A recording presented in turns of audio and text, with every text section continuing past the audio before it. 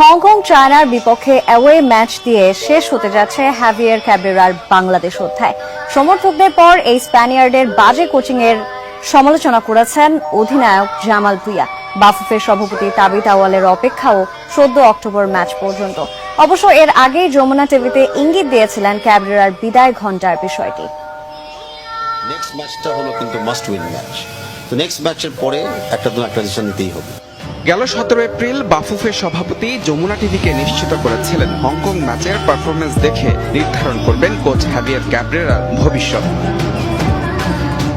ভাগ্য পরীক্ষার প্রথম ম্যাচে ক্যাব্রেরা কেমন করেছেন সেটা এতক্ষণে সবারই জানা। ঘরের মাঠে একাদশ নির্বাচন যে ভুল ছিল তা বদলি হিসেবে নেমে প্রমাণ করেছেন শমিত জামাল জায়ানরা।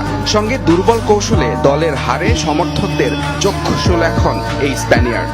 কোচ হাভিয়ার ক্যাব্রেরার জন্য আজকে আমরা ম্যাচটা হারলাম। একটা মুসাদ্দেক পুরো 90 মিনিট খেলছে।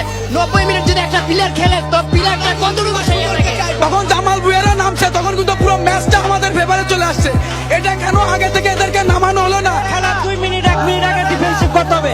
সেই ডিফেন্সিভ না করে আধা মিনিট আগে গোলটা খাইলে যদি আজকে 3 গোল হইতো তাহলে মানুষ অনেক আনন্দ নিয়ে বাসা ফিরতো।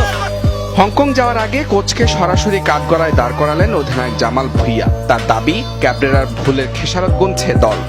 আমি যখন না খেলি এটা তো ভুল, এটা আমি বলবো।